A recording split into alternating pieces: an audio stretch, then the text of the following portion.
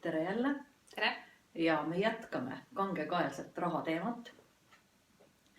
Eelmine kord me mainisime, mis solvumised või mis probleemid võivad tekitada rahapuudust sinu majas. Ma täna kordan üle teatud aspektid, et oleks kergem läheneda sellele teemale. Esimene asi, mis peavad olema suhted korras oma vanematega. Kas sa jagad midagi sel teemal või mitte? Me vist juba ühe korra eelmises videos rääkisime sellest, et me vist rääkisime rohkem isast. Isast, jah. Suhted vanematega peab korda saama selleks, et küllus ja üldse, et sinu elus toimuksid suured muutused. Kõik solvumised hoiavad tagasi sinu heaolu võimalusi, sinu soovide täitmist, raha, edukust.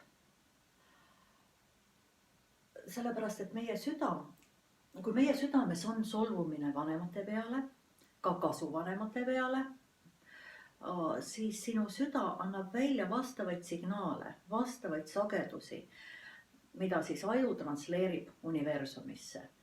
Ja sealt sa siis saad seda tagasi, mida sa saad.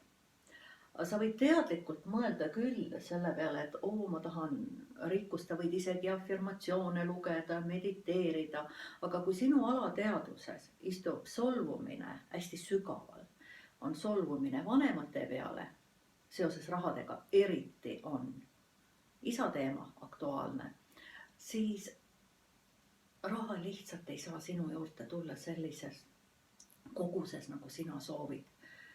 Tuletan meelde, kes ei ole vaadanud meie eelmist videot, siis kui sina tegelesid oma isaga, kes muideks ei kasvatanud sind. Paljud ütlevad, et mis ma ei tea oma isast mitte midagi ja miks ma peaksin üldse, ma olengi tema peale. Ta ei ole minu jaoks mitte keegi, ta võib olla sinu jaoks mitte keegi sinu peas, aga siis lepi ka sellega, et sul ei ole piisavalt raha. Ja kui seda on, siis mitte väga kaua. Ja kasuvannematel on täpselt samasugune roll.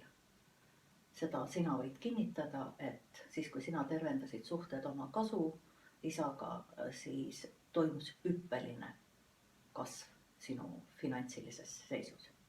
Kinnitad? Kinnitad. Nii. Mis on veel väga olulist? See, et sa suhtuksid rahasse lugupidamisega. Ka natukene võõrastav, eks ole, mis mõttes lugupidamise, paber nagu paber või metall nagu metall. Aga see on oluline, et sa hoiad rahakotis, mis on mõeldud selle jaoks, aga mitte tagataskus.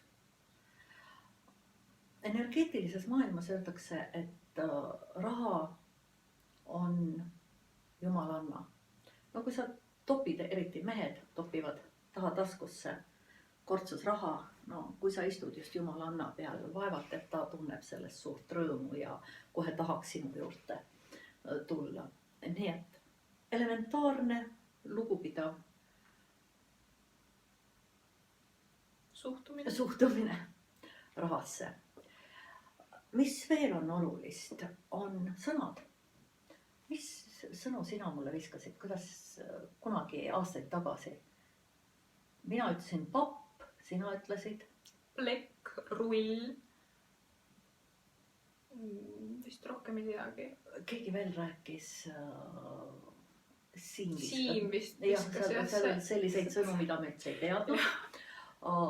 Need, kes on slaavi päritoluga, ma tean, et oli selline kapusta. 70. aastatel oli kapusta, babki ja veel erinevaid.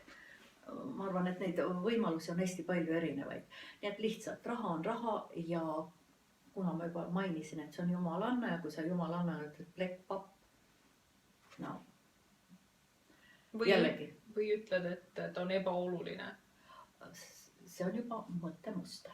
Sinna me jõuame ka. no selle kohta lihtsalt just Pagavan rääkis, et kui sa oma abikaasale iga päev räägid, et ta on ebaoluline ja on temast olulisemaid asju, siis kaua ta sinu juures ikka püsib. Nüüd sa rääkisid abikaasast või rahast? Mõlemast ta toob seda paralleeli selles suhtes, et kui abikaasa oleks raha või vastupidi. Tõesti, kui sa, ütleme, see on mõttemuster, või sõnad, mida sa kasutad. See on sama ka mõttemuster, eks ole, raha ei ole oluline või pappi ei ole kunagi piisavalt palju. Mis mustreid veel on? Kunagi oli isegi selline laul ja me pappi ei saa ja me pappi ei saa. Kui sa ikka laulad enda sees, et sa pappi ei saa, no siis sa seda ei saa ka. Seal on 2 viga. Esiteks, ei ole lugupidamist raha suhtes ja teine, sa veel afirmeerid, sa kordad endale kogu aeg, sa süvendad oma niigi rahapuuduse neuronühendusi oma ajus ja ka raiud. Raha on alati vähe või raha ei ole kunagi piisavalt, vahet ei ole. Lihtsalt see, mida sa kinnitad, seda saad. Sellepärast, et need ühendused sinu ajus lihtsalt süvenevad iga kord, kui sa kordad isegi naljana fraasi filmist või sellist käibefraasi, kus ei ole lugupidamist ja on mitte piisav muster. Mis veel? Veel üks oluline asi, millest paljud nagu üldse ei pea oluliseks, aga selleks, et sinu majas oleks piisavalt raha, selleks, et sinu koju, sinu juurde, sinu perre tuleks piisavalt raha, sinu kodu peab olema korras, puhas. Selle peale paljud lihtsalt ei tule, et tuleks iga hommik üles teha oma voodi. Mitte jätta tekid padjad ja ööriided lihtsalt vedelema. Ma elan üksinda, mis mul siin ikka.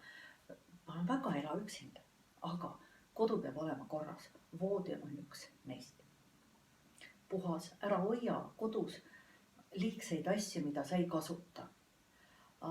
Väga destruktiivselt mõjub, kui sa hoiad näiteks voodi all või tihtipeale on voodid kastidega.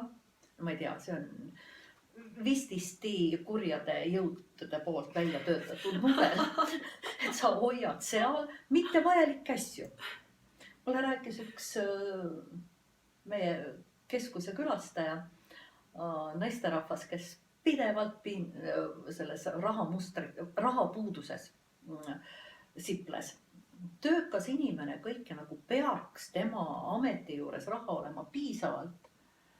Ja küll me nende mustritega töötasime, saime olukorra oluliselt paremaks. Ja ükskord ma küsisin, kuule, ütle palun, kas sul on asju palju korterist? Ei, nii nagu sa käskisid, ma kõik nurgad puhastasin ära. Mul on nüüd üks koht veel puhastada. Ma ütlesin, mis koht see on? Voodialune kast. Ma ütlesin, mida sa seal hoiad? Vanu jalanõus. See on jällegi üks selline segafaktor. Nii et puhasta, hoia korras oma kodu ja hoia mõttetuid vanu asju. Lihtsalt korteris, garaažis, keldris ja muudes kohtades. Ma arvan, et tänaseks piisab. Kindlasti on mõtlemisainet. Järgmise korrani. Palun vaadake oma korteri, oma kodu nurgad üle. Kõike head.